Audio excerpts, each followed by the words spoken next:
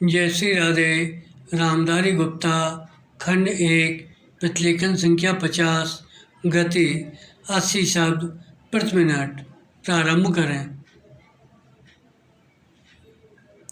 सभापति महोदय, वह केवल एक स्वप्न ही रह जाएगा। विराम। ऐसी स्थिति में मैं अनुभव करता हूँ कि आपातकाल की घोषणा की जाए और इस देश के जो बुद्धिमान लोग हैं उनको लेकर एक सर्वदलीय सरकार स्थापित की जाए। विराम। हम यह अनुभव करते हैं कि जिस तरह का शासन इस समय चल रहा है उससे देश की कोई भी समस्या हल होने वाली नहीं है, बल्कि इस सरकार की गलतियों से समस्याएं बढ़ती जा रही हैं। विराम। राष्ट्र की आंतरिक सुरक्षा के विषय में जो बिल मंत्री महोदय ने प्रस्तुत किया है उस पर अब तक जितने भी भाषण हुए हैं उनको मैंने बड़े ध्यान से सुना है। विराम।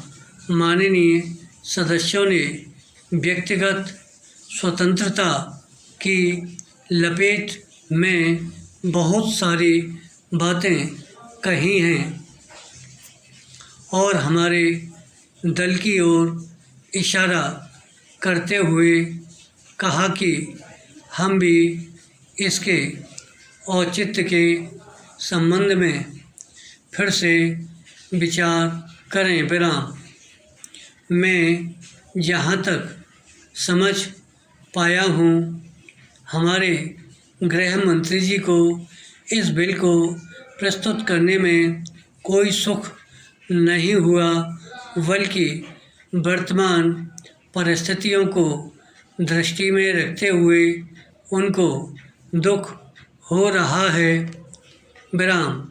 आज जब हम नागरिक सुरक्षा, व्यक्तिगत सुरक्षा और स्वतंत्रता की बात करते हैं तो सबसे पहले उसमें व्यक्तिगत सुरक्षा की बात आती है।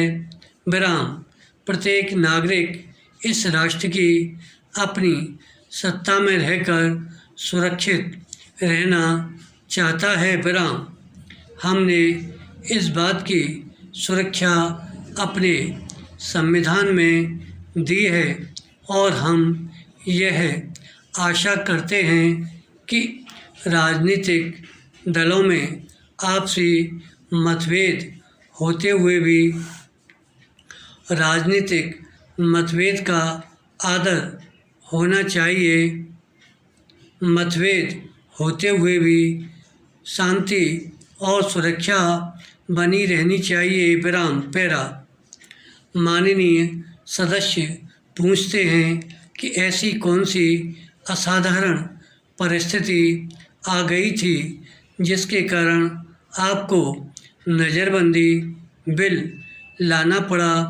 मैं आपसे कहना चाहता हूँ कि क्या ही अच्छा होता यदि नेहरू जी की उस बात को जो उन्होंने लोकतंत्र के संबंध में बहुत वर्ष पहले कही थी आज भी स्मरण रखते। विराम। उन्होंने एक बार कहा था कि लोकतंत्र के संचालन और दायित्व निर्वाह में अगर किसी प्रधानमंत्री को बार बार पीछे मुड़कर देखना पड़े कि कोई छुरा तो नहीं भौंक रहा है, यह कोई अच्छी बात नहीं है। विराम।